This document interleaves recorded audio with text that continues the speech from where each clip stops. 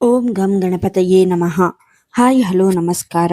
Welcome to spiritual vibes YouTube channel.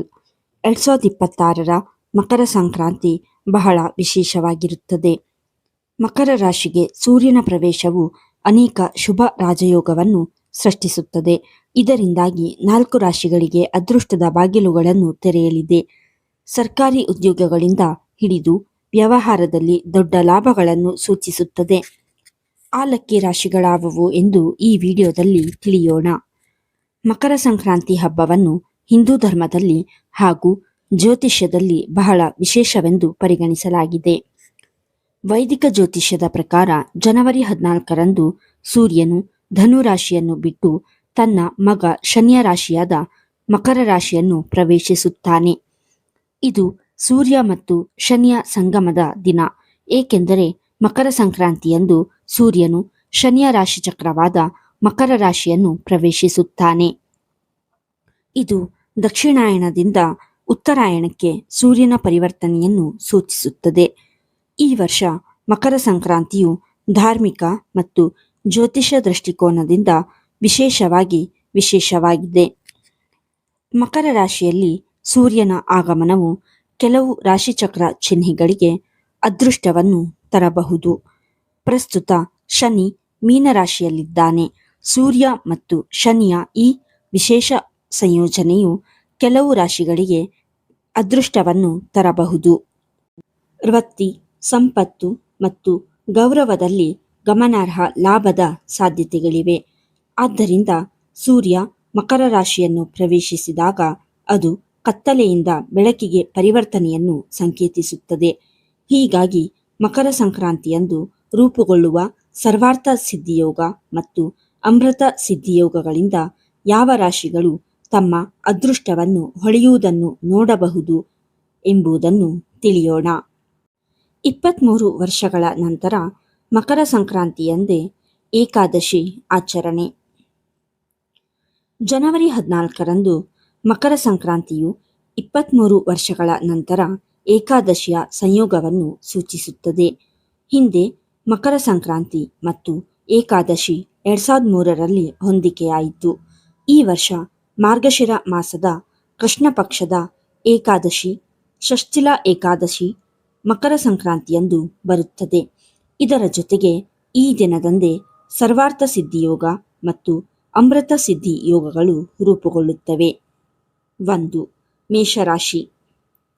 ಮೇಷರಾಶಿಯಲ್ಲಿ ಗ್ರಹಗಳ ರಾಜನಾದ ಸೂರ್ಯ 10ನೇ ಮನೆಯಲ್ಲಿರುತ್ತಾನೆ.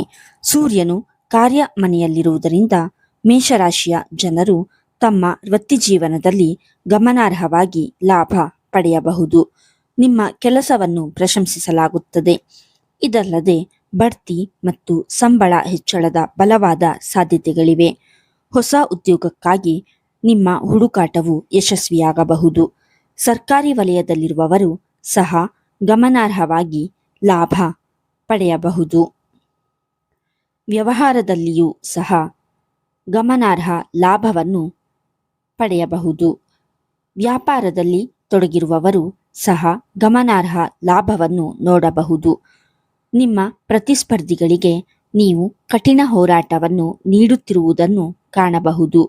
ನೀವು ನಿಮ್ಮ ಸಂಗಾತಿಯೊಂದಿಗೆ ಗುಣಮಟ್ಟದ ಸಮಯವನ್ನು ಕಳೆಯುತ್ತೀರಿ. ನಿಮ್ಮ ಆರೋಗ್ಯವು ಉತ್ತಮವಾಗಿರುತ್ತದೆ. 2. ಮಕರ ರಾಶಿ. ಸೂರ್ಯನು ನಿಮ್ಮ ರಾಶಿಚಕ್ರದ ಲಗ್ನ ಮನೆಗೆ ಪ್ರವೇಶಿಸುತ್ತಿದ್ದಾನೆ. ಪರಿಣಾಮವಾಗಿ ಈ ರಾಶಿಯಲ್ಲಿ ಜನಿಸಿದವರಿಗೆ ಅದೃಷ್ಟ ಅನುಕೂಲಕರವಾಗಬಹುದು. ಅವರ ಸಾಮಾಜಿಕ ಸ್ಥಾನಮಾನವು ವೇಗವಾಗಿ ಹೆಚ್ಚಾಗಬಹುದು. ರಾಜಕೀಯ ಅಥವಾ ಆಡಳಿತಾತ್ಮಕ ಸೇವೆಗಳಲ್ಲಿ ತೊಡಗಿರುವವರು ಸಹ ಗಮನಾರ್ಹವಾಗಿ ಪ್ರಯೋಜನ ಪಡೆಯಬಹುದು. ಆತ್ಮವಿಶ್ವಾಸವು ವೇಗವಾಗಿ ಹೆಚ್ಚಾಗಬಹುದು. ನಿಮ್ಮ ಆರೋಗ್ಯವು ಸುಧಾರಿಸುತ್ತದೆ. ನೀವು ಚೈತನ್ಯಶೀಲರಾಗಿರುತ್ತೀರಿ. 3. ಸಿಂಹರಾಶಿ. ಸೂರ್ಯನು ಸಿಂಹರಾಶಿ ಚಕ್ರದ ಅಧಿಪತಿ. ಆದ್ದರಿಂದ ಈ ರಾಶಿಚಕ್ರದ ಸ್ಥಳೀಯರಿಗೆ ಮಕರ ಸಂಕ್ರಾಂತಿ ಬಹಳ ವಿಶೇಷವಾಗಿರುತ್ತದೆ. ನಿಮ್ಮ ಸಂಚಾರ ಜಾತಕದ 6ನೇ ಮನೆಯಲ್ಲಿ ಸೂರ್ಯನು ಸಾಗುತ್ತಾನೆ. ಪರಿಣಾಮವಾಗಿ ಈ ರಾಶಿಚಕ್ರದ ಸ್ಥಳೀಯರು ಕ್ರಮೇಣ ಪ್ರತಿಯೊಂದು ಕ್ಷೇತ್ರದಲ್ಲೂ ಯಶಸ್ಸನ್ನು ಸಾಧಿಸಬಹುದು. ಅವರು ತಮ್ಮ ಶತ್ರುಗಳ ಮೇಲೆ ಜಯಗಳಿಸಬಹುದು.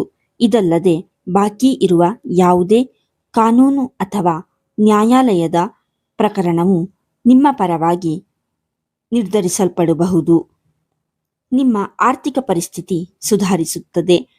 ಭವಿಷ್ಯಕ್ಕಾಗಿ ನೀವು ಉಳಿತಾಯ ಮಾಡಲು ಸಾಧ್ಯವಾಗಬಹುದು. 4. ಧನುರಾಶಿ. ಧನುರಾಶಿಯ ಜನರು ವೃತ್ತಿಜೀವನದ ಪ್ರಗತಿಗೆ ಅವಕಾಶಗಳನ್ನು ಪಡೆಯುತ್ತೀರಿ. ಮಕರ ಸಂಕ್ರಾಂತಿ ಹಬ್ಬವು ನಿಮ್ಮ ಭೌತಿಕ ಸೌಕರ್ಯಗಳನ್ನು ಹೆಚ್ಚಿಸುತ್ತದೆ. ಪ್ರಭಾವಿ ವ್ಯಕ್ತಿಯ ಸಹಾಯದಿಂದ ನೀವು ರಾಜಕೀಯದಲ್ಲಿ ವಿಶ್ವಾಸಾರ್ಹತೆಯನ್ನು ಪಡೆಯುತ್ತೀರಿ. ಜನರು ನಿಮ್ಮ ಕೆಲಸವನ್ನು ಮೆಚ್ಚುತ್ತಾರೆ. ನೀವು ಶನಿಯ ಆಶೀರ್ವಾದವನ್ನು ಪಡೆಯುತ್ತೀರಿ. ನೀವು ಸ್ವಲ್ಪ ಸಮಯದಿಂದ ಅನುಭವಿಸುತ್ತಿರುವ ಮಾನಸಿಕ ಒತ್ತಡದಿಂದ ನೀವು ಪರಿಹಾರವನ್ನು ಕಾಣುತ್ತೀರಿ. 5. ವೃಶ್ಚಿಕ ರಾಶಿ. ಮಕರ ಸಂಕ್ರಾಂತಿ ಹಬ್ಬವು ನಿಮ್ಮ ಆದಾಯವನ್ನು ಹೆಚ್ಚಿಸುತ್ತದೆ. ನಿಮ್ಮ ವ್ಯವಹಾರವು ಸುಧಾರಿಸುತ್ತದೆ. ವಾಹನ ಅಥವಾ ಆಸ್ತಿಯನ್ನು ಖರೀದಿಸುವ ಸಾಧ್ಯತೆಗಳಿವೆ. ನಿಮ್ಮ ಅಧ್ಯಯನಕ್ಕಾಗಿ ನೀವು ಅನಿರೀಕ್ಷಿತ ಆರ್ಥಿಕ ಸಹಾಯವನ್ನು ಪಡೆಯುತ್ತೀರಿ. ನೀವು ಕೆಲಸದಲ್ಲಿ ಹೊಸ ಜವಾಬ್ದಾರಿಗಳನ್ನು ಪಡೆಯಬಹುದು. ಇದು ಭವಿಷ್ಯದಲ್ಲಿ ಆರ್ಥಿಕವಾಗಿ ಪ್ರಯೋಜನಕಾರಿ ಎಂದು ಸಾಬೀತುಪಡಿಸುತ್ತದೆ. ಶನಿ ಮತ್ತು ಸೂರ್ಯನ ಆಶೀರ್ವಾದದಿಂದ ಹೊಸ ಯೋಜನೆಗಾಗಿ ನಿಮ್ಮ ಯೋಜನೆಗಳು ಯಶಸ್ವಿಯಾಗುತ್ತವೆ. 6. ವೃಷಭ ರಾಶಿ. ಮಕರ ಸಂಕ್ರಾಂತಿಯು ನಿಮ್ಮ ಅದೃಷ್ಟದ ಮನೆಯನ್ನು ಸಕ್ರಿಯಗೊಳಿಸುತ್ತದೆ. ವೃಷಭ ರಾಶಿ ಚಕ್ರದ 9ನೇ ಮನೆಯಲ್ಲಿ ಸೂರ್ಯನು ಇರುತ್ತಾನೆ. ಆದ್ದರಿಂದ ಈ ರಾಶಿಯ ಜನರಿಗೆ ಅದೃಷ್ಟವು ಅನುಕೂಲಕರವಾಗಿರುತ್ತದೆ. ನಿಮಗೆ ಸಹೋದರರು ಮತ್ತು ಸಹೋದರಿಯರು ಮತ್ತು ಪೋಷಕರಿಂದ ಸಂಪೂರ್ಣ ಬೆಂಬಲ ಸಿಗಬಹುದು. ಪೂರ್ವಜರ ಆಸ್ತಿಯ ಮೂಲಕ ಗಮನಾರ್ಹ ಪ್ರಯೋಜನಗಳನ್ನು ಪಡೆಯಬಹುದು. ಆಧ್ಯಾತ್ಮಿಕತೆಯ ಕಡೆಗೆ ಒಲವು ಇರುತ್ತದೆ.